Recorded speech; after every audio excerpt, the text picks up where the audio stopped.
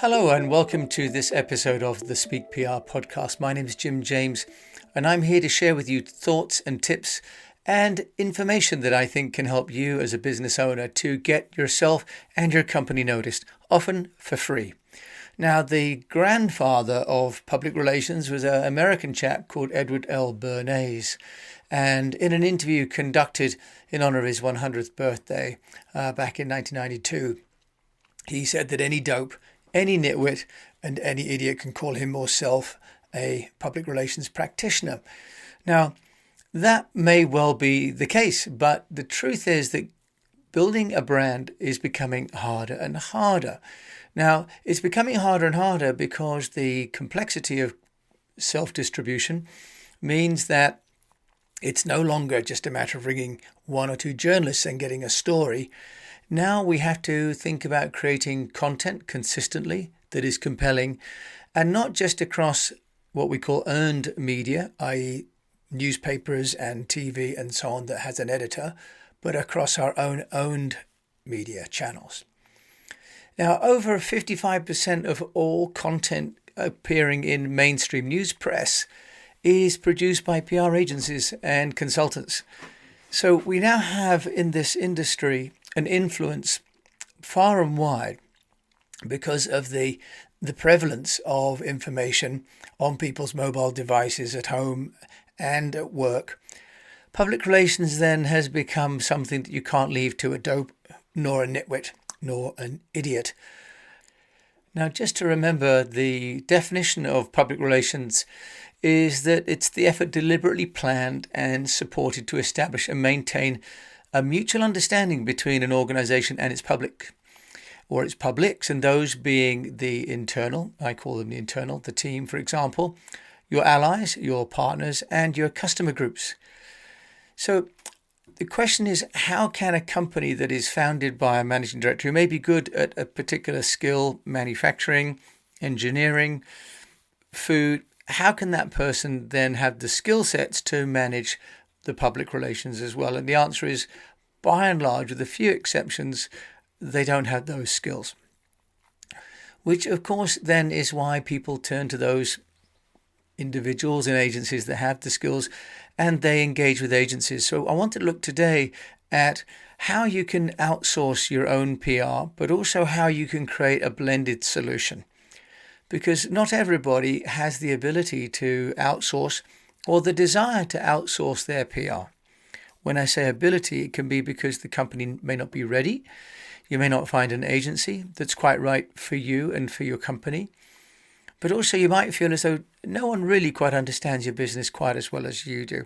And therein lies the rub. Now, as we saw, outsourcing became it has been something that ever since the laws of comparative advantage, we've seen that different countries and different companies have got different advantages and different skill sets. So this is actually an economics term, not a communications term. But as we saw from as early as the mid 1980s, and people like Kodak shifting all their IT to IBM, outsourcing on a corporate scale has left companies really focusing increasingly on their core competence. And often communications is not the company's core competence. Often it's innovation of some kind, which is why it exists, unless, of course, it's an agency. So if we look at how you can manage if you want to outsource the PR, and I think here the point is to look at which parts of the PR that you want to outsource, because there are some parts that you can't outsource. Now, first of all, I'd like to just say that outsourcing your marketing to any agency, be it an advertising, direct marketing, or PR, is not an abdication of responsibility. Too often we hear clients or people complaining about the quality of the agency or the agency work, but the agency exists and is profitable and surviving because they know what they're doing. Often what we like to say in the industry is that you're as good as the brief that you're given. So if you're going to work with an agency, then it's really important to think about the complexity of the work that you want to do and to actually create a process that enables that management of the agency. Because public relations and media relations are often undervalued and the complexity of the work is oversimplified by clients, because they say, well, my secretary or my PA or I have an intern do that, they treat the agency or the consultant with almost at a contempt. They slightly resent paying the money because they think it's easy, but they don't really have the time nor the skill sets to do it themselves. If you're looking for an agency or a consultant, then it's not an abdication of responsibility for communicating about your company. The agency, in the same way if you were to subcontract manufacturing, you wouldn't just ask them to think about what product to make. You'd give them detailed instructions, detailed drawings. You'd give them detailed EDI, electronic data interchange information about, for example, CAD drawings. And you'd have KPIs as well. The PR agency or the consultant, in the same way the advertising or the direct marketing or the exhibition company, will know their own domain better, but they will not know your own business better than you do. So you can find what we call T-shaped consultants. And T-shaped consultant doesn't refer to people standing with their arms outstretched. Across the horizontal bar stands for their professional expertise. And you'll have this, by the way, whether it is in law or accounting or architecture. Any consultancy has a horizontal domain and it has a vertical domain. The vertical domain is their sector expertise. So you'll find agencies that are particularly good in business to business, like mine in EASTWEST PR, or in consumer or lifestyle, or in medical. So it's important, if you're looking for an agency or a consultant, that you ask about their professional qualifications expertise, but also about their domain expertise. So we want to look at agencies or partners that have got this fit for your company and your industry, and that they then have those relationships with third parties that you need to talk to. Those might be media, they might be analysts, they might be governments, they might be third-party suppliers. You want them to have the skill sets in terms of, for example, writing is often a core competence of the agencies. It could be in photography and infographic production, and now increasingly on digital social media management. So you can outsource to an agency because, bottom line, the agency will do it better than you can, but also because they save you time. The agency saves you time because they know what to do, but they leave you free to spend your budget and your money on things that actually make you money. And you outsource this variable cost to a third party. Now, the first phase in manufacturing was outsourcing, and the second phase really was offshoring. Now, offshoring, of course, means conducting work with people that you can't see. Okay, people that are based, for example, in Asia or in Romania or anywhere around the world.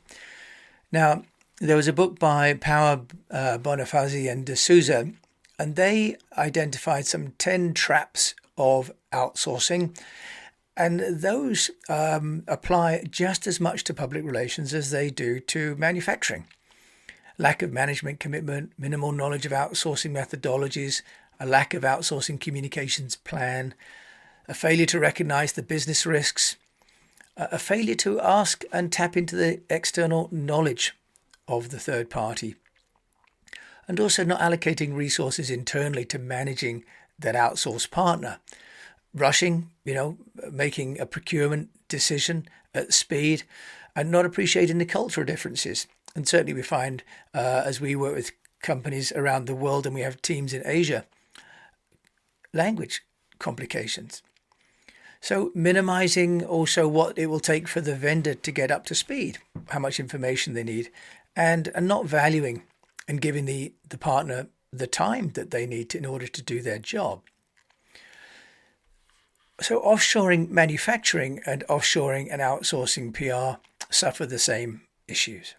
Now, over 45-50% of all PR is outsourced, according to a study all the way back in 2000 by a group called the Impulse Research. Now, so this means that nearly over half of all work is being done by agencies. Now, obviously, that translates into a huge potential for miscommunication and lack of really empowerment of the agency by the client. But what if you want to do it yourself? Now, many companies are a bit smaller, or they believe, as I found many entrepreneurs believe, that they can do it themselves. Now, if that's the case, then it's possible to do what I would consider to be a blended solution. And to some degree, I do this myself. So what I do is I think, well, there's certain aspects that I know and that I can do. And that's often around the distillation of an idea or the building of a brand or of a communication. But what I don't want to do is the production of that. So I can outsource production. So, for example, with the Speak PR program that I've just drawn up and written up, I've been to the studio and filmed 10 videos. So there are 5 episodes and each video has 2, and I need to embed one video with the other and do titling and music and so on. Now, I could sit here for hours and try and figure out GarageBand and iMovie, or I can outsource. I've used Upwork, and I found a young man called Ivo in Romania.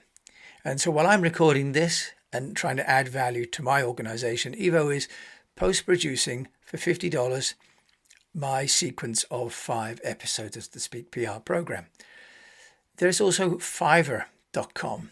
There is Indeed.com, peopleperhour.com, simplyhired.com. If you want to look further afield, there are dedicated websites for the Philippines. For people for hire in the Philippines, there are dedicated websites for Vietnam.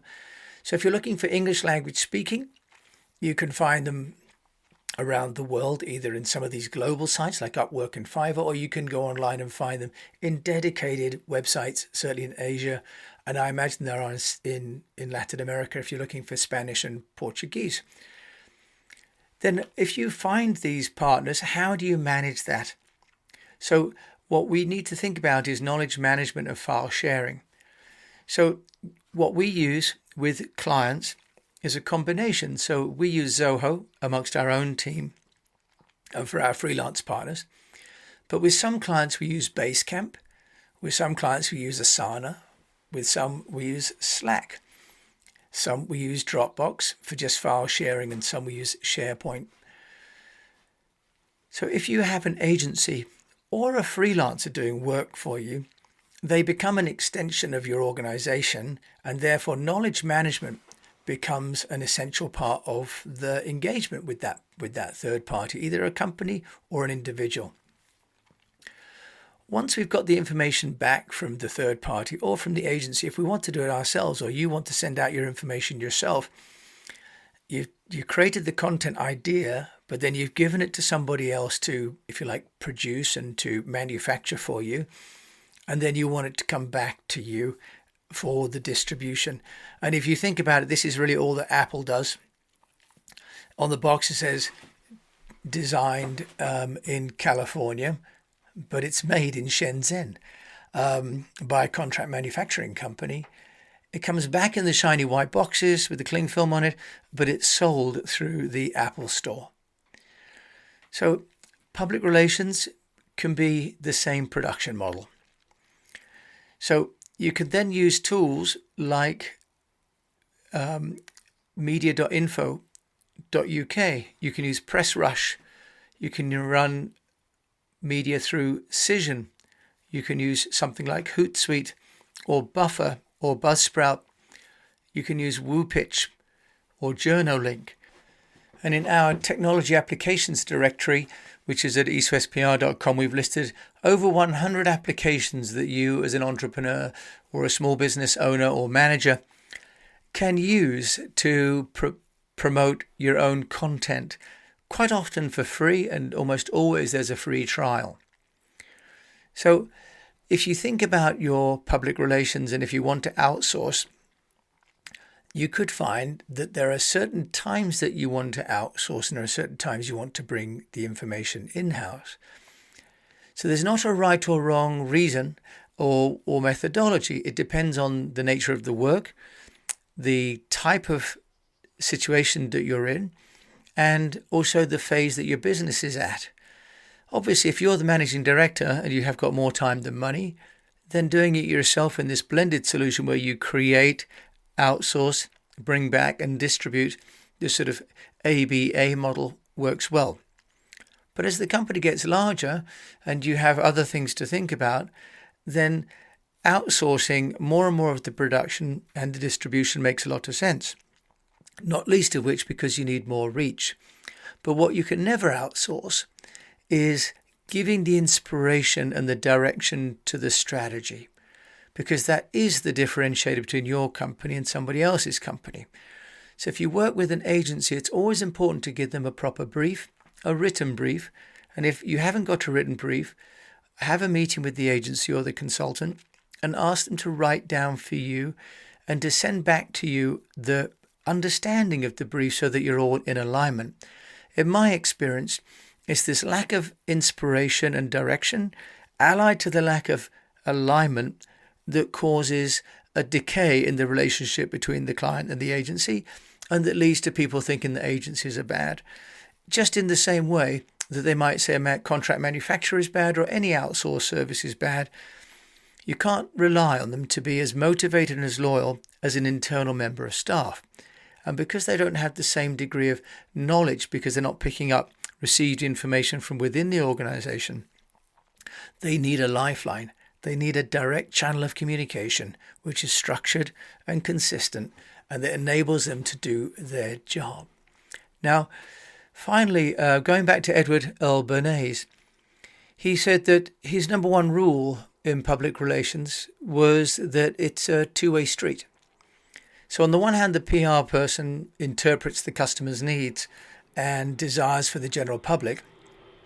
But on the other hand, that person decodes what the public wants and what the public needs, and he communicates that back to the client or to the executive directors and ideally to the founder. So if you do all of the PR in-house yourself, you're actually missing a bit of an opportunity, which is to have counsel. So if you outsource everything, try and maintain somehow access to somebody who can give you some guidance and some insight into what it is your company is saying in the outside world and what the outside world is saying about you. So with that, I'd like to say thank you for listening to this episode of Speak PR. And my name is Jim James, and I hope that you found some of this information interesting and insightful. If you have, please do subscribe or visit our website at eastwestpr.com and subscribe to our newsletter. And in the meantime, I wish you to have a profitable business, that you stay healthy, and that you keep on communicating.